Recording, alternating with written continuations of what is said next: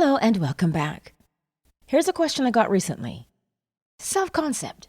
What is it and how important is it? Well, truthfully, self-concept begins really at conception because it all depends on what kind of family you're in. So perhaps if you're growing up, you hear things like, oh, you're not as smart as your sister. You're not as handsome as this person. Why can't you be more like them? Or you're dumb. You're fat. You're ugly. You're stupid. I'm sure we've heard it all. But what if you heard, aw, sweetie, you can be anything you want to be. You're funny. You're beautiful. You're the apple of my eye. You bring joy to my world. What if you heard that? Well, when you go out into society, you feel as if you are a valuable part of society. And if you feel like you're valuable, when you get an idea that says, oh, I want to do this, all you get to hear back is, oh, yeah, I can do anything. You know, we've heard those things as children. But here's the interesting thing. Remember Neville says, an assumption, though false, if persisted in, will harden into fact. Now, nobody tells you that when you're a kid.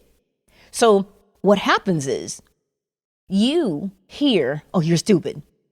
So you go to school, and when you put your hand up and you answer the question, you get laughed at because you didn't give the right answer. So you start to believe that you're stupid because you heard it from somewhere. And so you start to believe it. Now, it's not true. It's a false assumption. But because you persist in believing it and holding on to it, it hardens into fact. And what happens? The world shows you who you believe you are. That is your self-concept.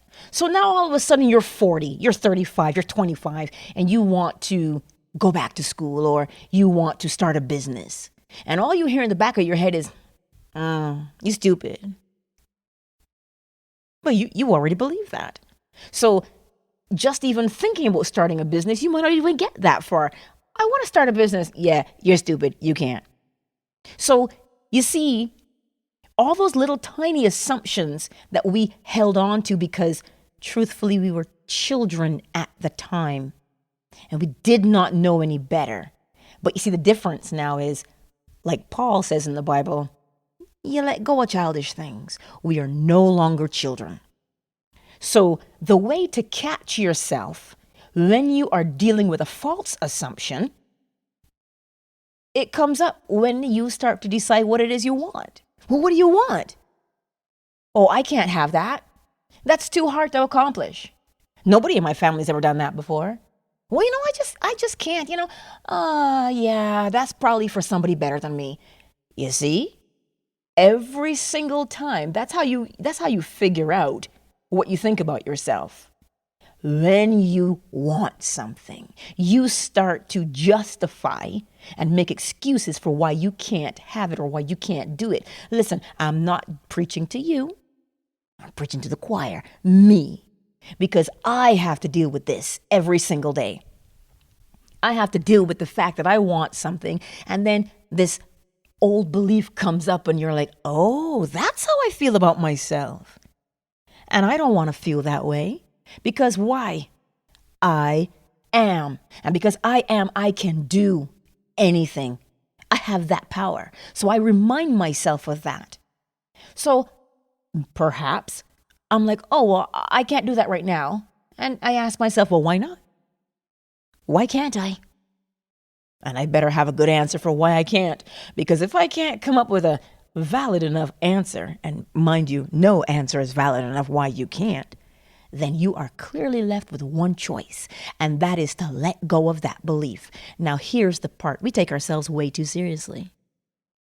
We got to laugh a lot more. We got to enjoy life a lot more. So when you come across a belief that you picked up and ran with it because that's how the mind works.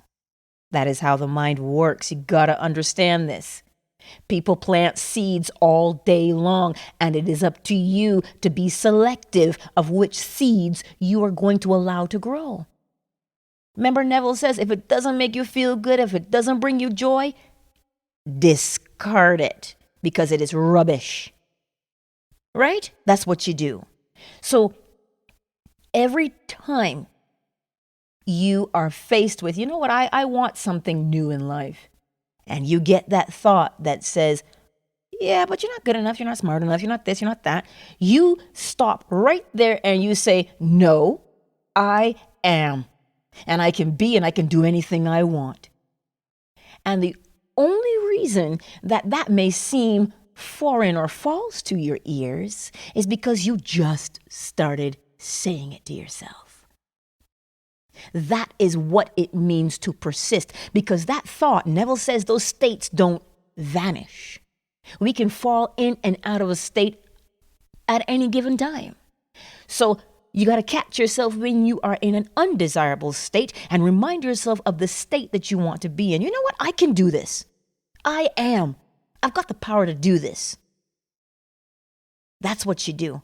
And you persist, because every single time that thought comes up like a bad rash, you persist in the fact that I am, and I can be, and I can do anything I want.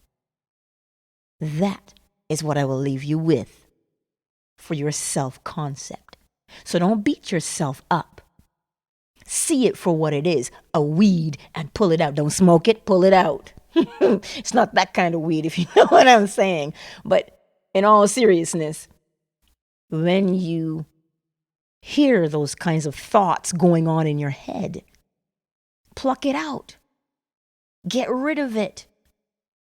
And as persistent as it wants to be to grow back, you be persistent and pluck it out again and put another seed in there that will overgrow it.